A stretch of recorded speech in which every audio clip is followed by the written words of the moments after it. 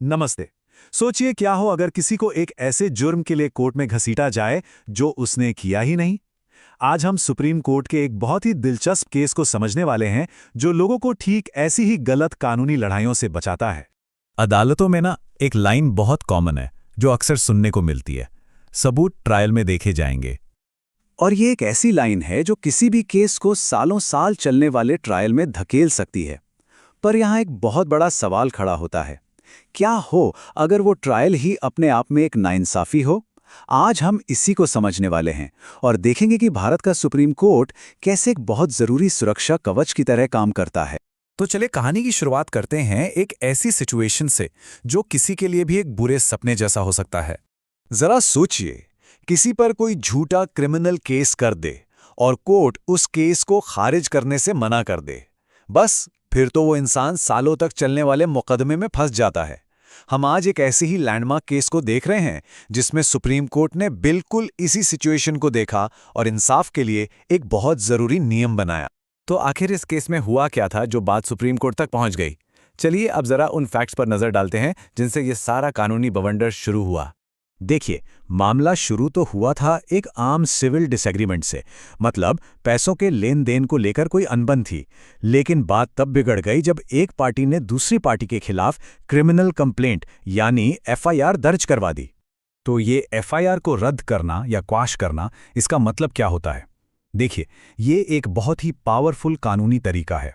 High court या supreme court इसका इस्तेमाल तब करते हैं जब उन्हें लगता है कि किसी को बिना वजह मुकदमे में परेशान किया जा रहा है।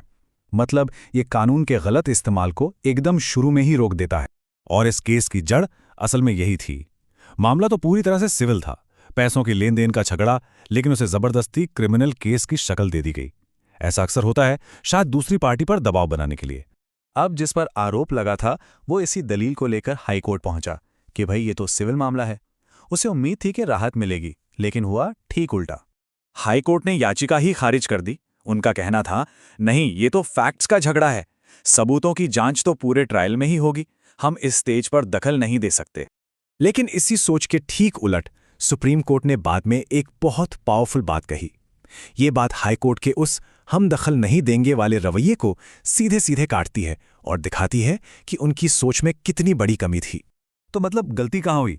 हाई कोर्ट ने सिर्फ ये देखा कि हाँ, एक झगड़ा तो है, पर उन्होंने ये पूछने की जहमत ही नहीं उठाई कि क्या यह झगड़ा कानून की नज़र में कोई क्रिमिनल जुर्म भी बनता है या नहीं। तो अब ये मामला पहुंचता है देश की सबसे बड़ी अदालत में, सुप्रीम कोर्ट। और यहां आकर ये एक छोटे मोटे केस से कहीं बड़ा एक बहुत अहम कानूनी सवाल बन जाता है। और वो सवाल ये था, क्या सिर्फ इसलिए कि किसी ने कोई आरोप लगा दिया है, किसी भी इंसान को सालों तक चलने वाले लंबे, खर्चीले और थका देने वाले ट्रायल से गुजरने पर मजबूर किया जाना चाहिए? वो भी तब जब आरोप पहली नज़र में ही कानूनी तौर पर बेबुनियाद लग रहा हो। सुप्रीम कोर्ट ने जो जवाब दिया, उसने सिर्फ इस एक केस का फैसला नहीं सुनाया, बल्कि इंसाफ के एक बहुत ही बुनियादी उसूल को और मजबूत कर दिया। सुप्रीम कोर्ट ने एक झटके में हाई कोर्ट का ऑर्डर पलट दिया, पूरी एफआईआर को ही रद्द कर दिया और जिस पर आरोप लगा था उसे इस मामले से पूरी तरह से बरी कर दिया। तो सवाल यह है कि सुप्रीम कोर्ट इस फैसले पर पहुंचा कैसे? उन्होंने अपनी बात को 4 बहुत साफ पॉइंट्स में रखा। पहला, अगर एफआईआर में लिखी हर बात को 100% सच भी मान ले तब भी कोई क्रिमिनल केस नहीं बनता। दूसरा, ये एक सिविल झगड़ा था जिसे जबरदस्ती क्रिमिनल बनाया गया। तीसरा, वो जो ट्रायल में देखेंगे वाली बात है ना, वो इस केस में सरासर नाइंसाफी थी। और चौथा और सबसे जरूरी, ऐसे मामलों में दखल देना और कानून के गलत इस्तेमाल को रोकना कोर्ट का फर्ज है। तो अब सवाल ये उठता है कि ये एक केस इतना जरूरी क्यों है? वो इसलिए क्योंकि ये एक बहुत बड़ा सबक सिखाता है और हर किसी के लिए एक शील्ड, एक ढाल की तरह काम करता है। खास तौर पर वकीलों और लॉ स्टूडेंट्स के लिए ये केस एक तरह का गाइड है। ये सिखाता है कि कैसे झूठे आरोपों से बचा जा सकता है।